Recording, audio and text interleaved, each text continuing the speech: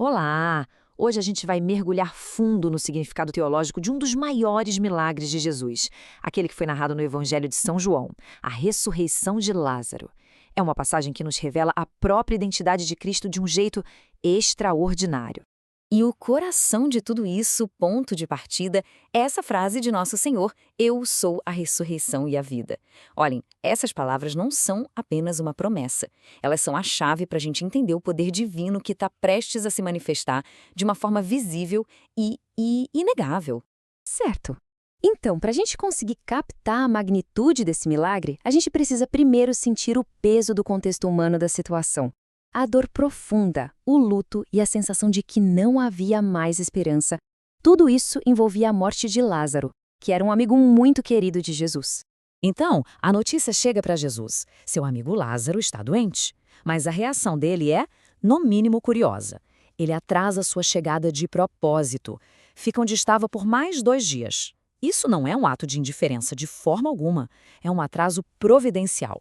Quando Jesus finalmente chega em Betânia, Lázaro já estava no sepulcro, há 4 dias.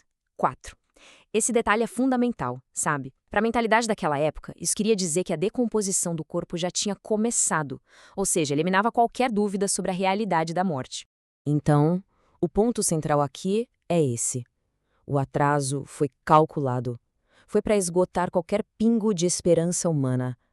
Assim, o que viesse a seguir não seria visto como uma simples cura, mas sim como uma vitória absoluta sobre a própria morte. E aí, nesse cenário de luto, que Jesus, conversando com Marta, vai fazer uma das revelações mais profundas e significativas de todo o Evangelho sobre a sua natureza divina. É um momento de altíssima teologia acontecendo ali, ao vivo. Olhem, a expressão eu sou, isso não é um eu sou qualquer. No grego é ego emi. É exatamente a mesma fórmula que Deus usa para se revelar a Moisés no Sinai. Chega a arrepiar. Cristo não está dizendo eu trago a ressurreição, ele se identifica com ela. Ele é a ressurreição. A fonte da vida está nele. Agora, o que é fascinante é como a tradição da Igreja, especialmente a partir de Santo Agostinho, distingue esses dois conceitos. De um lado temos a ressurreição. Pensem nela como o remédio para a morte, tanto a da alma pelo pecado quanto a do corpo. Do outro lado, a vida. Isso é algo mais profundo. É a participação na própria vida divina, é a graça que nos une a Deus para sempre. E então a gente chega diante do túmulo. E ali, bem diante dos nossos olhos, nós testemunhamos a união perfeita das duas naturezas de Cristo, a humana e a divina, num momento de emoção profunda e poder supremo. Primeiro a gente vê a sua humanidade. Jesus se comove e chora. Essas não são lágrimas de desespero, mas de compaixão. Compaixão por seus amigos e pela tragédia da morte, que é consequência do pecado. É o Deus homem sentindo a dor humana na própria pele. E logo em seguida, a divindade em pura ação.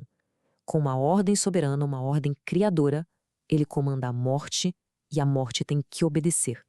Não é um pedido, é um decreto que mostra sua autoridade absoluta sobre a vida e a morte. Mas a história não para no fato histórico.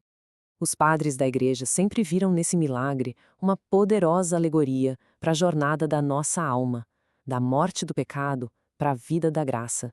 Esta tabela ilustra essa leitura espiritual de forma brilhante.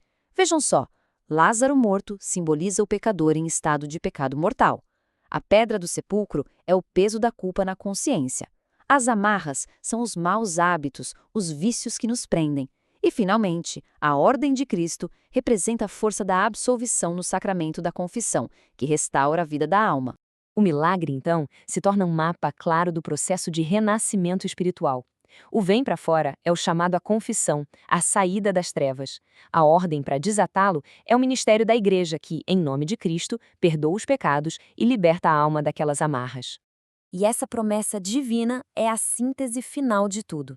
Ela faz uma distinção muito clara entre a morte física que todos vamos enfrentar e a morte eterna da alma.